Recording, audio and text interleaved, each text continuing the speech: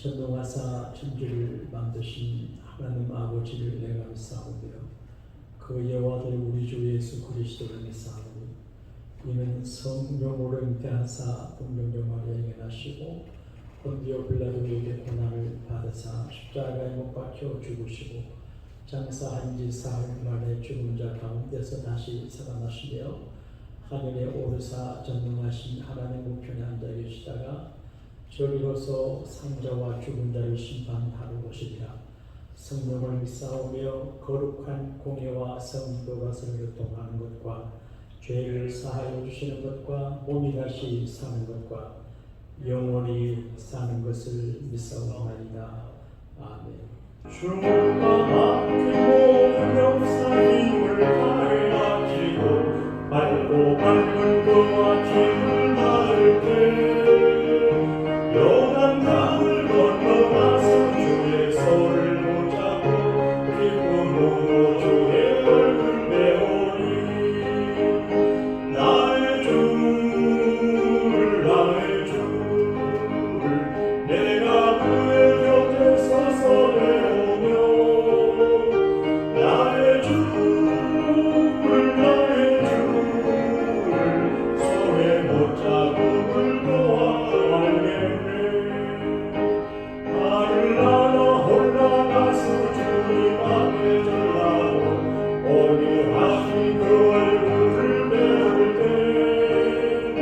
있을 곳을 예비하신 그 신사랑 고마워 나의 주께 기쁨 찬송 드리니 나의 주를 내가 그의 곁에 서서 배우며 나의 주를 손에 못 잡음을 보아야겠네. 이 세상을 일찍 떠난 천국의 성도들 나를 맞을 준비하고 있겠네. 저희들과 한 소리로 찬송 부르기 전에 먼저 사랑하는 주를 배우니 나의 주를 내가 그의 곁에 서서 배우며 나의 주를 손에 못 잡음을 보아야겠네. 영화로운 시온성에 들어가서 다닐 때 비옷 입고 한번 길을 다니며 꿈고 불고 맞추어서 새 노래를 부를 때 세상 고생 모두 잊어버리니 나의 주를 내가 그의 곁에 서서 배우며 나의 주를 손에 못 잡음을 알겠네. 은혜가 풍성하신 우리 하나님 아버지, 오늘 우리가 하나님 앞에 입을 열어 찬양하고 기도하는 것은 하나님의 위대하심을 찬양하고 살아있는 이 땅에서 죄의 도움을 받아 보람되고 의미 있고 열매가 가득한 삶을 살기를 바라는 기도를 드립니다. 역사를 아름답게 이루고 주님 앞에 서게 될 때 잘했다, 착하고 충성된 종이라고 칭찬 들으시는 저와 온 교우들이 되게 하여 주옵소서. 오늘도 사랑하는 우리 교우들을 영육간에 강건하게 하시고 가정을 평안하고 행복하게 하시고 우리 교우들의 직장과 비즈니스에 기적과 같은 하나님의 은혜와 축복이 함께 하시고도 이삭이 농사할 때 100배나 결실을 거둠처럼 이 어려운 때에 100배의 열매를 거두는 온 교우들이 되시도록 은혜를 베풀어 주시옵소서. 우리가 겸손히 무릎을 꿇게 하시고 선한 마음으로 하나님을 부를 수 있게 하시고 믿음으로 주를 의지하여 오늘 우리와 동행하시는 주님의 사랑의 솜씨를 경험할 수 있도록 은혜를 내려 주옵소서. 솔로몬을 통해서 허락하신 지혜를 묵상할 때 크고 작은 일에 굉장한 관찰력과 통찰력을 가지고 모든 일상에서 배움과 지혜를 더해가는 지혜의 그릇들이 되게 하여 주옵소서. 오늘 우리 교우들과 자녀들을 버리지 아니하시고 살 길을 열어주시는 구주 예수님 이름으로 축복하며 감사 기도하옵나이다. 아멘. 6장 6절에서 11절까지 한 음성으로 합독을 하겠습니다. 게으른 자여 개미에게 가서 그가 하는 것을 보고 지혜를 얻으라. 개미는 교령도 없고 감독자도 없고 통치자도 없으되 먹을 것을 여름 동안에 예비하며 추수 때에 양식을 모으느니라. 게으른 자여 내가 어느 때까지 누워 있겠느냐? 너가 어느 때에 잠이 또 일어나겠느냐?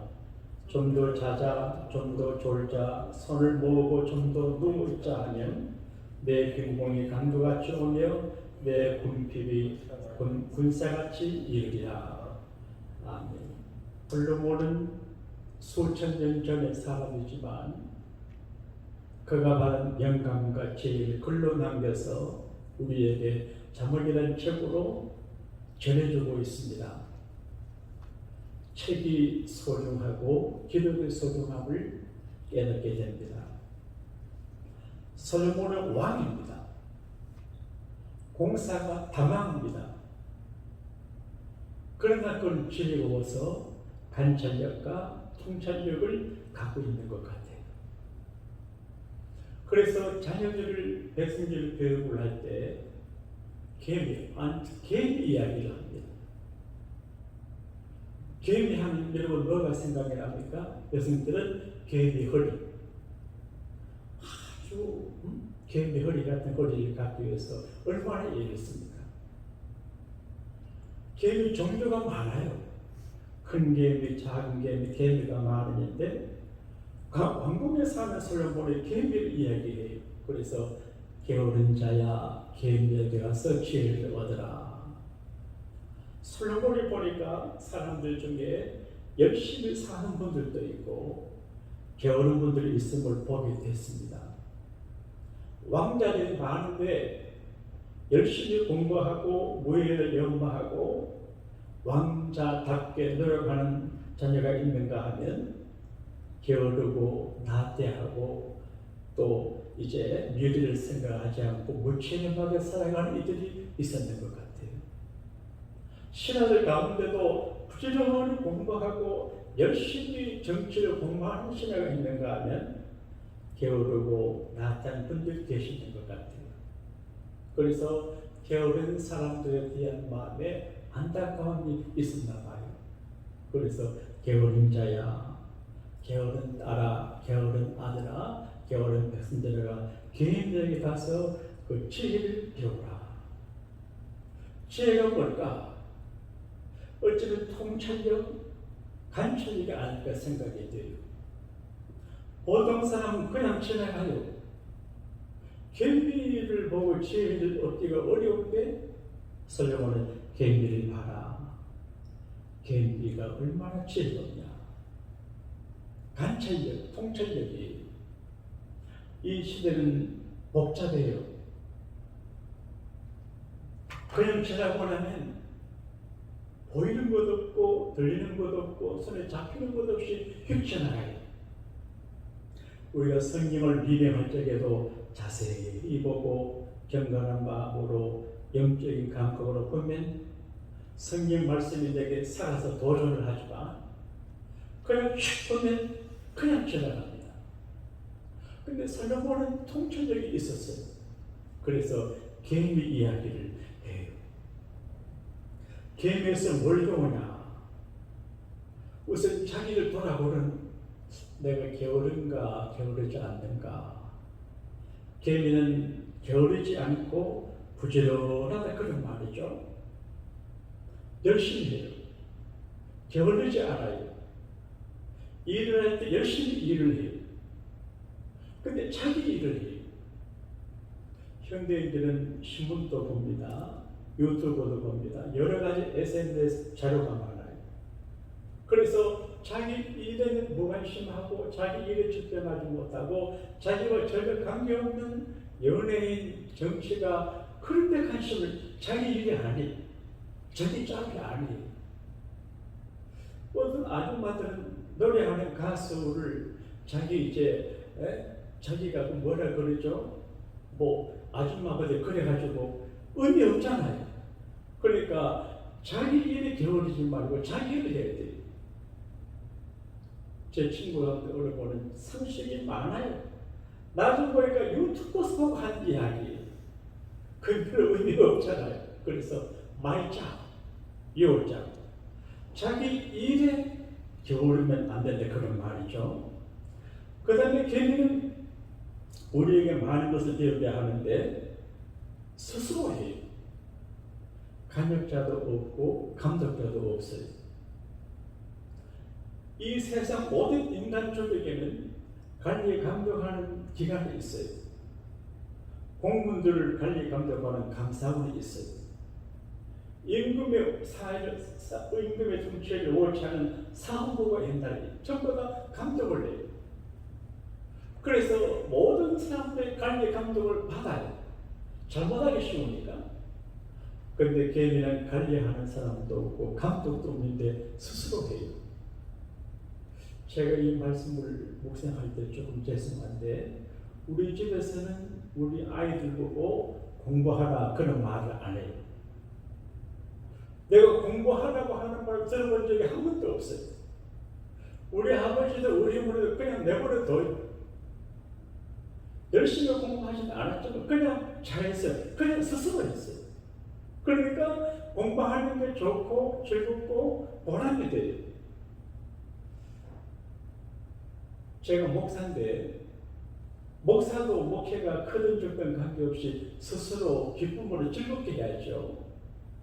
근데 개미는 그 힘든 일을 개미 허리가 될 정도로 아주 어렵고 힘들어 얼마나 일을 허리가 개미 허리가 되겠어. 그래도 스스로 해요. 그래서 자발적으로 스스로 수고하는 개미에게서 배우라 그런 이야기예요. 그 다음 양식을 예비하는 집이에요. 오늘 이제 우리 집사님 가운데 부자 집사님을 만났는데 이제 얼마 동안 유로 양로원에 가 계셨대요. 그런데 한 달에 6,000불을 내고 유로 양로원에 가 있었대요. 6,000불. 그분은 연세가 드신 할아버지지만 6,000불을 내고도 양로원에 갈 능력이 있어요. 근데 그걸 아무나 할 수 없어요. 근데 그 어르신 말씀이 어릴 적에 풀을 뜯어먹고 소나무 껍질을 뜯어먹으며 아주 극한 가난을 경험했대. 그래서 절대로 가난하지 말자.